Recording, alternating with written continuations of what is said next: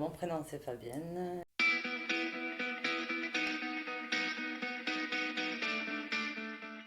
Une femme active, une maman et une épouse. Mon pire défaut, c'est l'impatience. C'est vrai qu'en général, j'aime bien avoir les choses assez rapidement. J'ai lutté beaucoup dans ma vie avec ça parce que c'est mon gros défaut, l'impatience, et j'ai appris à l'être avec le temps. Ma principale qualité, c'est la gentillesse, j'ai envie de dire. Je suis quelqu'un de sympa. On ne dirait pas, mais je suis quelqu'un de sympa, en vrai. Je vous dis ça parce qu'on me l'a souvent dit, hein. On m'a souvent fait la réflexion que j'avais l'air de quelqu'un d'hautain, de fermé, de froide. On m'a très souvent dit quelqu'un de froide. Alors qu'en vrai, non, je suis assez gentille comme fille. Je pense que ma plus grosse compétence, c'est d'arriver à tout gérer et à tout, et à être là pour chacun, c'est-à-dire que ce soit pour mon mari, pour mes enfants, pour mon foyer, pour mon travail, pour arriver à gérer sur tous les fronts. Et après, je n'ai pas une qualité ou une compétence en particulier qui mériterait d'être relevée là-dessus. Oh, il y a tout un tas de sujets qui me porteraient de la peine. Je ne vais pas les nommer parce que j'ai pas envie d'avoir de la peine. Euh, mais il y a beaucoup de sujets parce que je suis très empathique. Donc, mais je dois reconnaître que, évidemment, plus c'est resserré, plus ça touche les personnes proches et plus ça fait de la peine. C'est sûr que, voilà, on est humain. Et malgré tout ce que j'ai pu vivre, j'essaye toujours de me dire que de toute façon, il y a pire. Il y a pire, il y a des situations bien plus dramatiques. Il y a des gens qui vivent de vraies choses compliquées et dures et qui font de la peine, qui sont horribles et sur lesquelles nous, on semble dérisoires avec nos petits problèmes et nos petites difficultés. Voilà, il y a tellement pire des fois dans la vie que c'est à ça qu'il faut réfléchir, je trouve. C'est ce qui permet de ne pas sombrer, de ne pas être toujours dans la dépression et à broyer du noir. Il faut regarder et se dire qu'il y a toujours pire. Et c'est vrai, il y a toujours pire. Il y a toujours mieux, mais il y a toujours pire. Un peu tout, mon mari, mes enfants, mon foyer, mon travail, toute ma vie. Tout le reste, ça me procure de la joie. Après, c'est vrai que on aimerait que ce soit pour tout le monde pareil. Mon travail, j'adore mon travail. Donc mon travail, j'ai le laser game sur Clermont-Lérault. Le laser game, donc du coup, c'est un jeu qui se passe dans un labyrinthe où ça se joue dans le sombre, dans la pénombre. Les murs sont tout peints en noir du labyrinthe et il y a du fluorescent un peu sur tous les murs avec de la lumière ultraviolette qui reflète le fluorescent, ce qui éclaire un peu le labyrinthe. Et en fait, donc on est équipé d'un gilet et d'une arme et on tire pendant 20 minutes sur nos adversaires et à la fin de la partie, on voit qui a fait le meilleur score. C'est quelque chose de super, c'est ludique, les enfants se régalent quand ils viennent, c'est juste du bonheur, quoi. Chez les enfants, c'est 80% de ma clientèle, quoi. Mais c'est pas un jeu réservé aux enfants, c'est un jeu qui est réservé de 4 à 97 ans. J'ai déjà joué 4 générations en même temps. Moi, j'aime les gens, en fait. J'aime les gens et du coup, ben, je suis à fond dans tout ce que je fais. Alors, j'ai beaucoup de choses qui me passionnent, mais tout ce que je fais, je vais le faire passionnément. Physique, il n'y en a pas des kilomètres, mes forces physiques, mais elles sont bien plus mentales chez moi. J'ai beaucoup de force mentale, j'avoue. Là, c'est la vie qui a fait que les chemins par lesquels je suis passée qui m'a donné cette force-là, hein. Comme s'il y avait eu un entraînement, j'ai envie de vous dire, et qui m'aurait rendue plus forte aujourd'hui. Oui. C'est un vrai atout. C'est un vrai atout parce que quand on a cette force-là, il n'y a rien qui nous arrête, hein. Peu importe le sujet, peu importe. Je veux dire, j'ai arrêté le tabac du jour au lendemain. Je peux soulever des montagnes si j'ai décidé. Ça, c'est sûr. Il faut que je l'ai décidé. Je sais pas s'il y a un instinct vraiment derrière tout ça ou s'il y a quelque chose de prédéfini, de préétabli. J'ai beaucoup d'envie, beaucoup d'idées, j'ai développé déjà des choses et j'ai l'intention d'en développer encore beaucoup.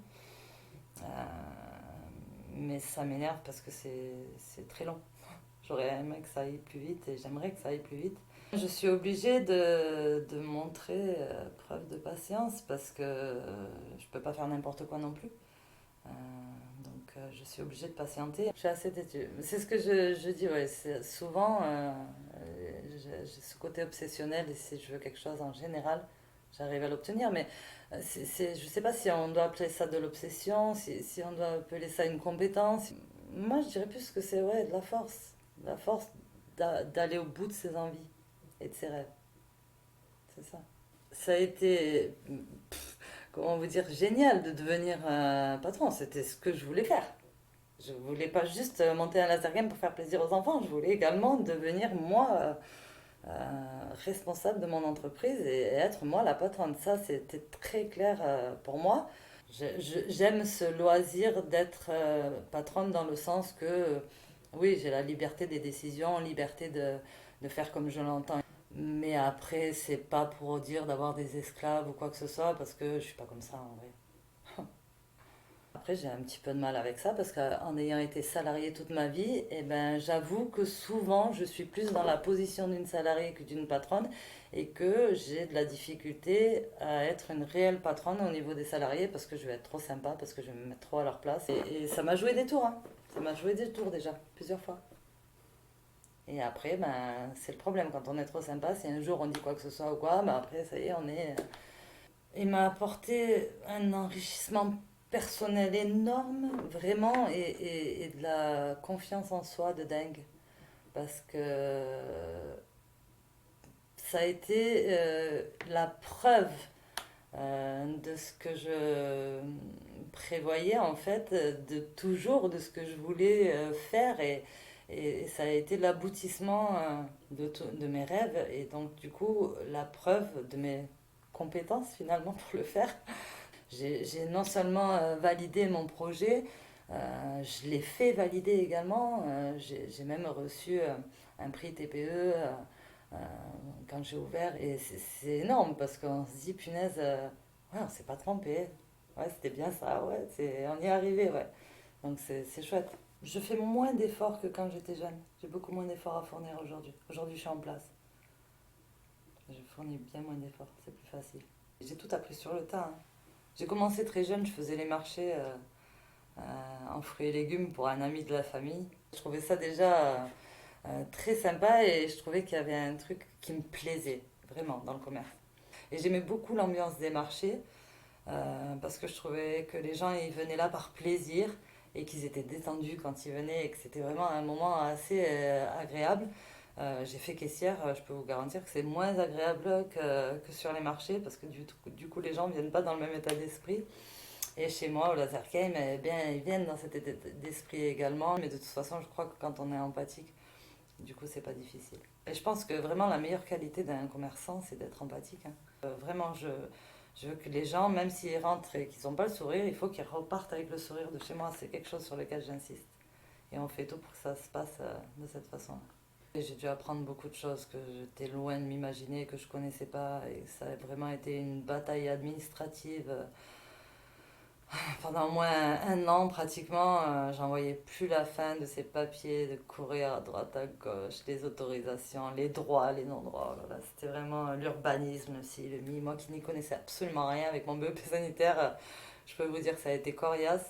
Ça a été la partie la plus pénible pour moi et la plus difficile. Ça a vraiment été de devoir me battre avec tout ça, tout ce qui était administratif. En plus pour quelqu'un qui n'est pas patient, croyez-moi que c'est pas génial. J'ai mon bagage, j'ai des choses derrière moi et qui me permettent de vous dire haut et fort que même quand il y a des difficultés, il ne faut pas perdre l'espoir et il faut continuer, il faut avancer et il faut se battre pour mériter son bonheur. J'ai envie de dire à tous les gens qui n'ont pas les moyens et qui n'ont pas de compétences particulières, qui n'ont pas l'impression d'avoir eu quelque chose dans leur vie et qui ont juste un projet dans lequel ils croient, ben foncez, foncez. Et de là, tout le reste va découler. J'apprécie beaucoup l'humour, mais pas toute forme d'humour. Après, je crois qu'on a tous le sien. Il y a des choses qui nous font rire, des choses qui me font moi. J'aime beaucoup les gens qui ont de l'humour. Euh, J'aime les gens qui sont gentils, généralement. Euh, J'aime les gens qui sont assez intelligents aussi. Enfin, du moins, pas forcément intelligents, mais les gens cultivés parce qu'ils apportent énormément. Ma famille. Ma mère, mes enfants, mon mari, ma famille, voilà, ça c'est la base, c'est le pilier. Sans tout ça, j'ai rien. Je pourrais avoir un laser game et m'éclater dans mon laser game, mais si quand je rentre chez moi c'est vide, aucun intérêt. Mon foyer c'est ma base, c'est vraiment le centre de ma vie. Après, le reste c'est que du bonus, que du plus, et que du bonheur supplémentaire.